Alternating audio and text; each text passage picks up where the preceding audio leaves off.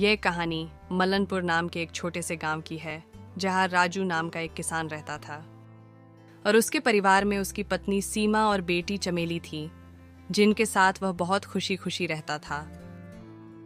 राजू के पास गांव में अपनी एक छोटी सी जमीन थी, जहां वह मेहनत से खेती करके अपने परिवार का पेट पालता था। लेकिन अब उसकी जमीन पहले जैसी उपजाऊ नहीं रही थी। धीरे धीरे उसकी जमीन से फसल का उत्पादन कम होता गया, जैसे मिट्टी का दिल टूट गया हो।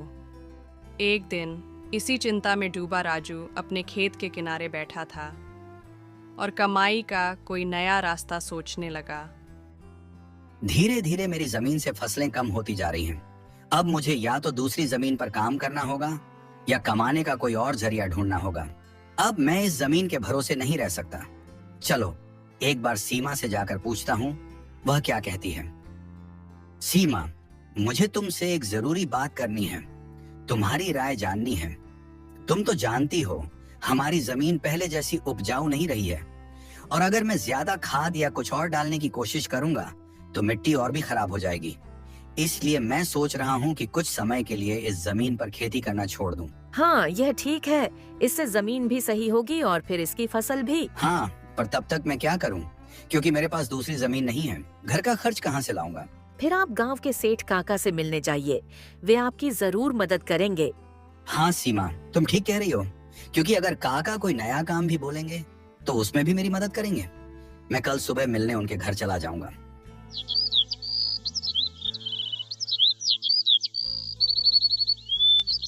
राजू जमींदार के घर जाता है और ऊंची आवाज में उन्हें बुलाता है। आवाज सुनकर जमींदार बाहर चला आता है। राजू बेटा, सब ठीक तो है? कैसे आना हुआ? बोलो। काका, आपकी मदद चाहिए। मैंने पूरी जिंदगी खेती की है, लेकिन अब मेरी जमीन से फसल कम होती जा रही है। समझ नहीं आ रहा क्या करूं, घर कैसे चलाऊं? खेती के अलावा दूसरा काम क्यों करना?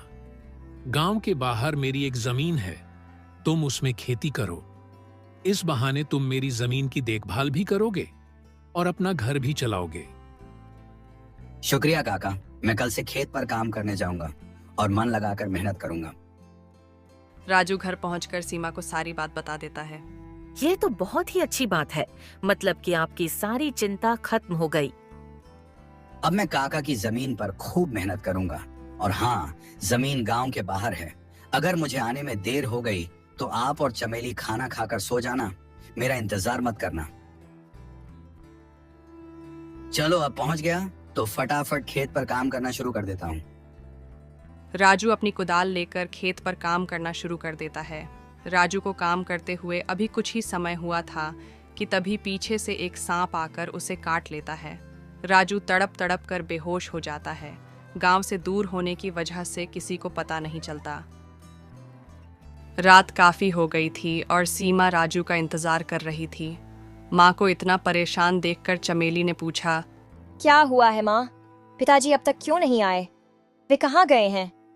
बेटी, तुम्हारे पिताजी आज जमींदार काका के गांव से बाहर वाले खेत में काम करने गए हैं। उन्होंने कहा भी था कि उन्हें आने में देर हो सकती है, लेकिन अब तो कुछ ज्यादा ही समय बीत गया है। माँ, आप क्यों चिंता कर रही हो? अगर पिताजी ने कहा है कि उन्हें आने में देर होगी तो उन्होंने सोच समझ कर ही कहा होगा। आप जाकर सो जाइए। चमेली की बात सुनकर सीमा अपने कमरे में सोने के लिए चली जाती है।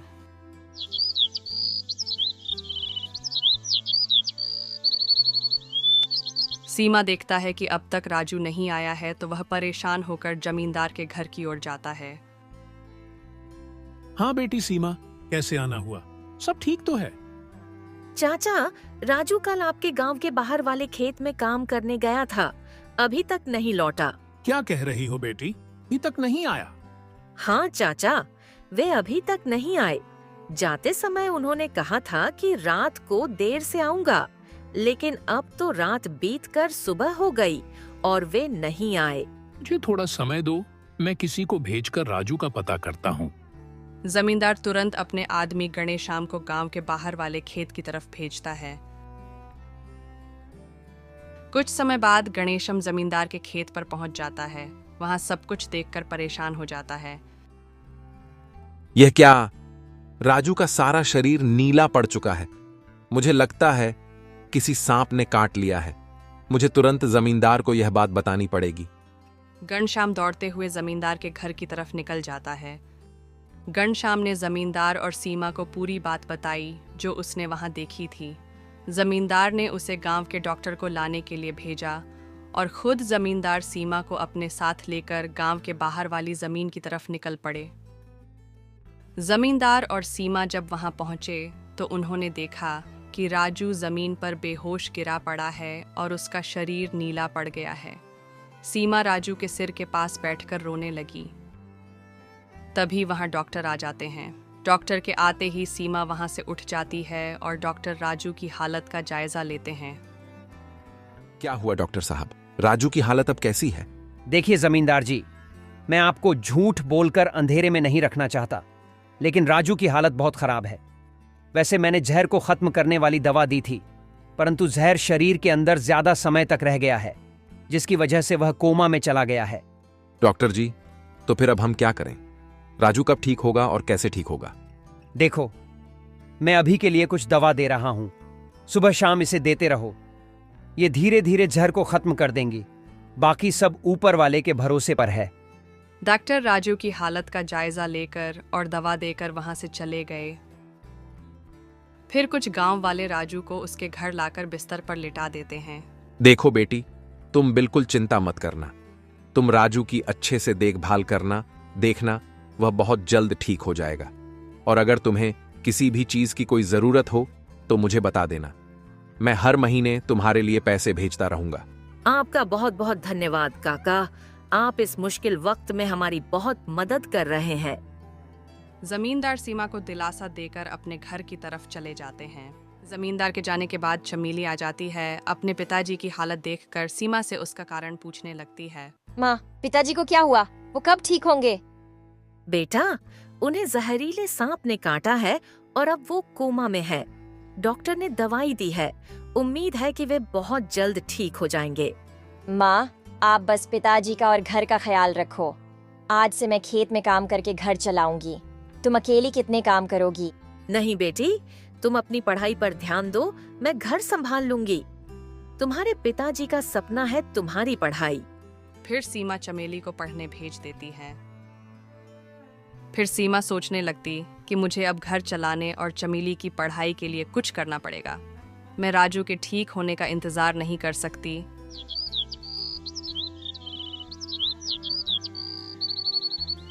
अगली सुबह सीमा सीधे जमींदार से मिलने पहुंच जाती है। बताओ बेटी, कैसे आना हुआ? और हाँ, राजू की तबीयत कैसी है?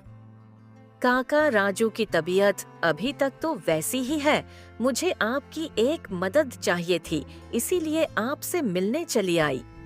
हाँ बोलो ना बेटी, मैं तुम्हारी किस प्रकार मदद कर सकता हूँ?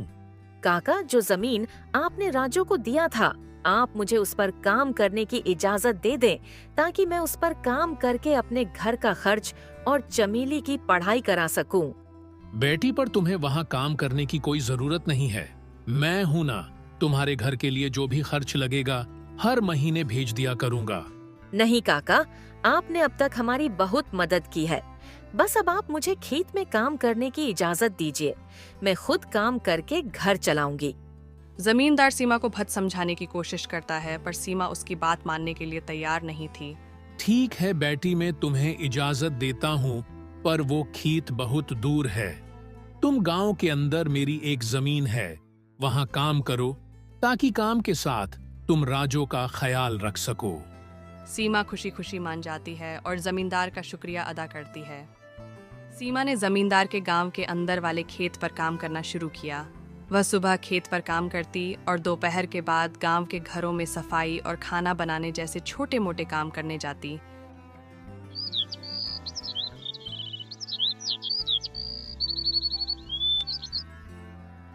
धीरे धीरे सीमा की मेहनत रंग लाने लगी। खेत में अच्छी फसल हुई, जिससे उसका घर चलने लगा, और जो पैसे वह दूसरों के घरों में कमाती थी वह चमेली की पढ़ाई में लगाने लगी। बेटी, मैं चाहती हूँ कि तुम मन लगाकर पढ़ाई करो। ये तुम्हारे पापा का सपना है। तुम्हारी पढ़ाई के लिए मैं हर मुश्किल को पार कर लूंगी। माँ, मैं कड़ी मेहनत करूंगी। एक दिन मैं पापा का सपना पूरा करके दिखाऊंगी। सीमा की मेहनत और त्याग से गांव के लोग भी प्रेरणा लेने लगे। उन्होंने देखा कि कैसे एक माँ अब अपने परिवार के लिए हर कठिनाई का सामना कर रही है।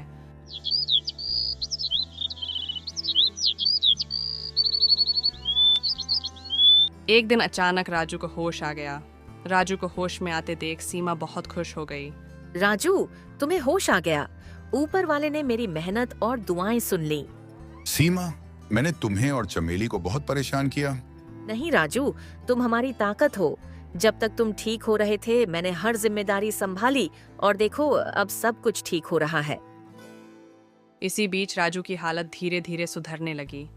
डॉक्टर की दवाओं और सीमा की देखभाल ने जहर का असर कम कर दिया। चमेली की पढ़ाई चलती रही और कुछ सालों बाद पढ़ लिख कर उसकी नौकरी लग गई।